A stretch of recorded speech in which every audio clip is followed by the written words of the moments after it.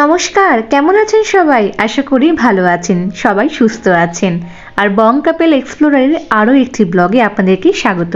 অনেকদিন ধরেই কিন্তু আমার ইস্কন যাওয়ার ভীষণ মন ছিল, কিন্তু কোনো না কোনো কারণে 3বার ক্যান্সেল করার পর এবার একদম পাকাপাকিভাবে প্ল্যানটা সাকসেসফুল হলো। দেখছেন ভারতীয়দের কত ভিড়, মাত্র 2-3 জন হাতে গোনা বিদেশি পাবেন এখানে। এখন আমরা সবাই এখন লাইন দিয়েছি বাসের জন্য, বাসও এসে গেছে। এখন আমরা পাড়ি দেব ইস্কনের পথে। আসলে আমাদের বাড়ি থেকে ইস্কনের জায়গাটা অনেকটাই দূর, প্রায় বলতে গেলে আমাদের 2 ঘন্টা টোটাল লেগেছে শুধুমাত্র যেতে। আর এই মুহূর্তে বাসের ভেতরের অ্যাম্বিয়েন্সটা পুরো কলকাতা কলকাতা লাগছে, এত ভিড়, তাও আবার ভারতীয়দের এই প্রথম দেখলাম। আর চারদিকে দৃশ্যগুলোও কিন্তু অপূর্ব, একেবারে আমাদের গ্রাম বাংলার কথা মনে করিয়ে দেয়।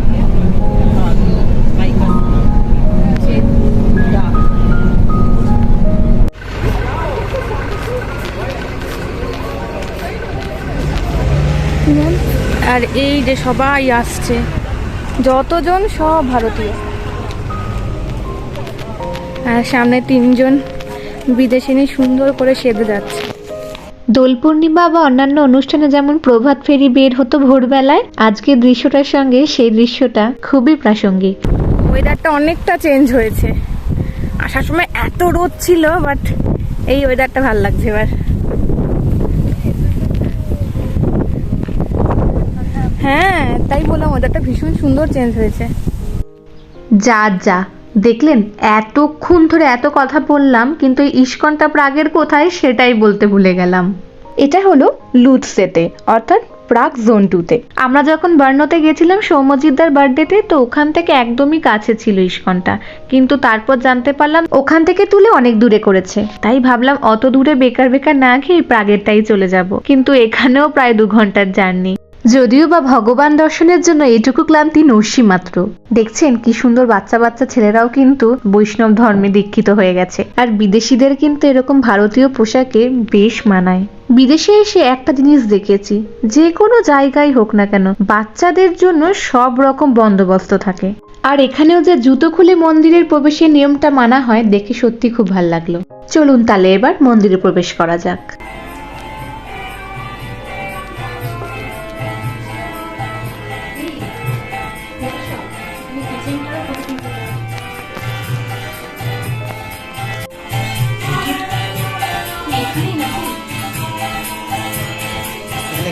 ধূপকাঠি, শাড়ি এসব কেনা যায়।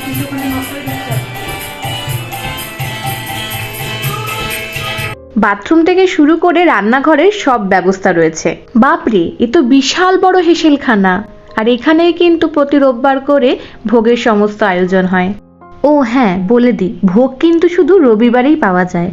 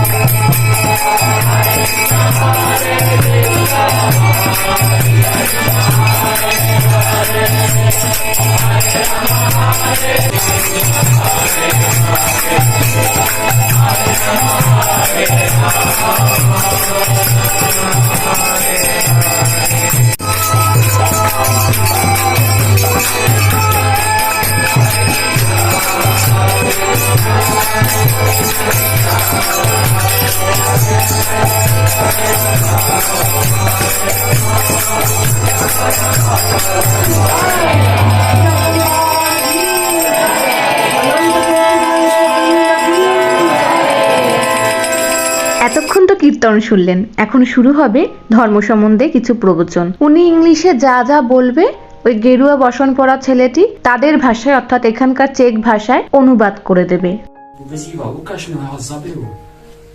And little Prahlad, he said, he's everywhere.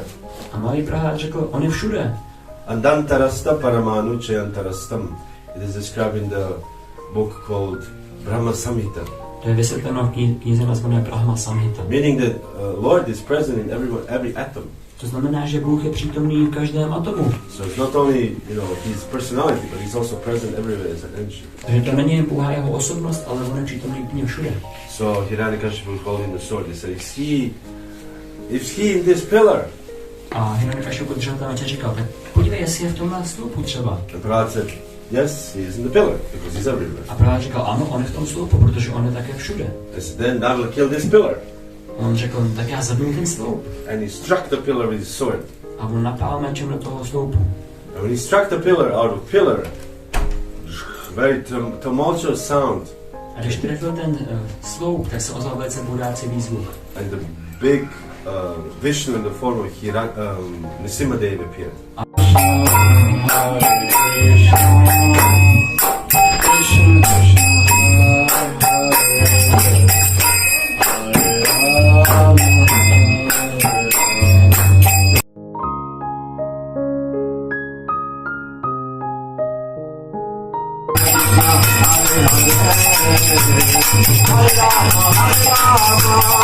ভেতরে তো এখন কিছুক্ষণ গান বাজনা হবে, তো আমরা এখন চলুন বাইরে থেকে একটু ঘুরে আসি, দেখি বাইরে কি কি হচ্ছে না হচ্ছে।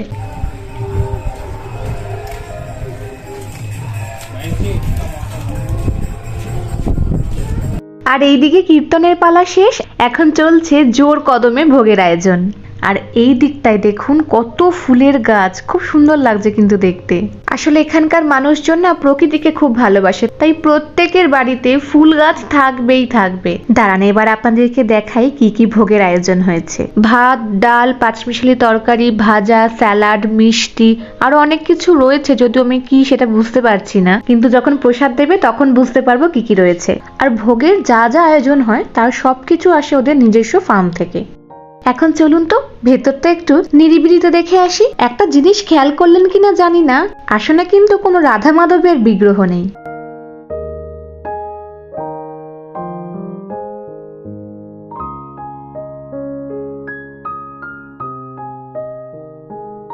ও মা, এসে দেখি এই রে, সবাই তো আসন পেতে বসে গেছে। তারপর দেখলাম যে না, অনিন্দ জায়গা রেখে দিয়েছে।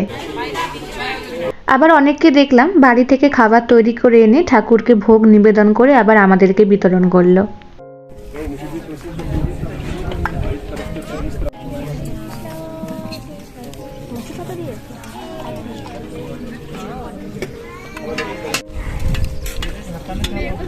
প্রথমে ভাত দিল, তারপর পাঁচমিশালি তরকারি, আর এখন চাটনি দিচ্ছে। আর এরপর দিয়েছিল চানা ডাল, পকোড়া, পুরি, স্যালাড, রকমারি মিষ্টিও ছিল শেষ পাতে, যেমন মিষ্টি দই, রাবড়ি, সুজির হালুয়া, আরো অনেক ধরনের ঘিয়ে ভাজা মিষ্টি, আমি ঠিক নামটা বলতে পারবো না। ওই দেখুন বিদেশিরাও হাত দিয়ে খাচ্ছে, দেখেও কিন্তু ভালো লাগে। আর বাসনপত্র যে আপনাকে ধুয়ে রাখতেই হবে সেটা কিন্তু কোনো নেসেসারি নয়, আপনি চাইলে ধুতেও পারেন, না চাইলে নাও ধুতে পারেন, কিন্তু আমরা ধুয়ে রেখেছিলাম। প্রসাদ খাওয়া হয়ে গেছে, এবার চলুন একটু বাইরে থেকে ঘুরে আসি, এখানকার গ্রামের দর্শন করে আসি। গেলেও তবু ভাবি যে কত আপেল,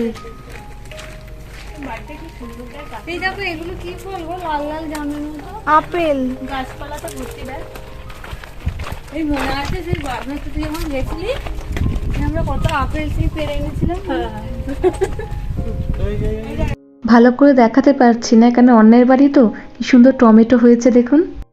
এবার ওর পিঠে দেবো কিন্তু, এবার কিন্তু মার খাবি অঞ্জিষ্ণু, এবার কিন্তু দেবো, কিন্তু দেবো দুটো, দেবো হ্যাঁ।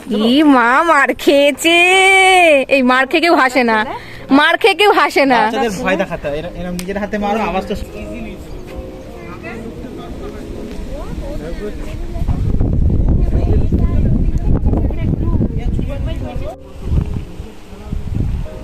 বেশ সুন্দর গ্রামের রাস্তাটা, ওইখানে আরেকটা পুকুর ছিল।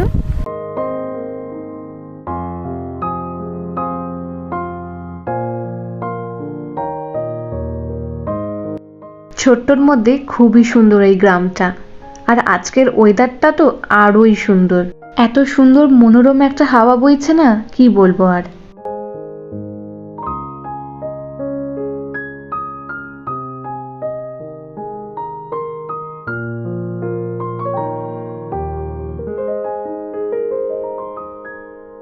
এই দিকটা পুরো ধান ক্ষেত, বিঘার পর বিঘা চাষের জমি।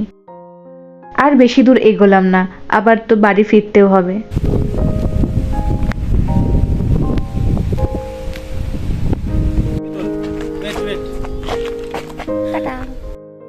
আর এটা হলো ল্যাভেন্ডার গাছ, রাস্তার ধারে জন্মেছে, কিন্তু এর মধ্যেই ভোমরাগুলো কি সুন্দর খেলা করছে। এখানে কিন্তু হরেক রকমের ফলমূলের গাছগাছালি রয়েছে। এই যেমন দেখুন আপেল গাছ, কত আপেল পড়ে আছে, কিন্তু আপেলগুলো কিন্তু একদম মিষ্টি নয়। আর এইগুলো হচ্ছে প্লাম গাছ, ছোট্ট ছোট্ট যেগুলো লাল টকটকে হয়ে আছে সেইগুলো খুব মিষ্টি। আমি অদিতিদি আর কাকিমা প্রচুর কুড়িয়েছি।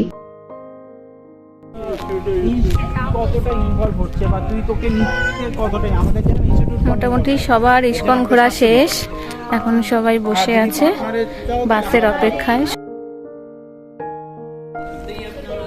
চুপ করে বসো। না বাকিগুলো যেন অফিসে যেরকম জুন মাস থেকে ফুল কন্ট্রাক্ট হয়ে গেছে। হ্যাঁ সেই থেকে দেখতে গেলে জুন থেকে যদি আমি ধরি ওর সামনের বছরেই তখন অ্যাপ্লাই করবে বা যাক, 3-4 বার ইস্কন আসার পরিকল্পনা ব্যর্থ হলো, এবার কিন্তু একদম সার্থক ছিল। আর এখানে আসার পর থেকে একদিনও মন্দির দর্শন হয়নি, তাই মনটা বেশ ভালো হয়ে গেল আজ। তাহলে চলুন ভিডিওটা যেখানেই শেষ করা যাক, আবার দেখা হবে পরবর্তী নতুন কোনো একটি ব্লগে। ততদিনে ভালো থাকবেন, সুস্থ থাকবেন, সকলকে ভালো রাখবেন। আর হ্যাঁ, ভিডিওটা ভালো লাগলে লাইক, শেয়ার, সাবস্ক্রাইব করতে কিন্তু একদম ভুলবেন না।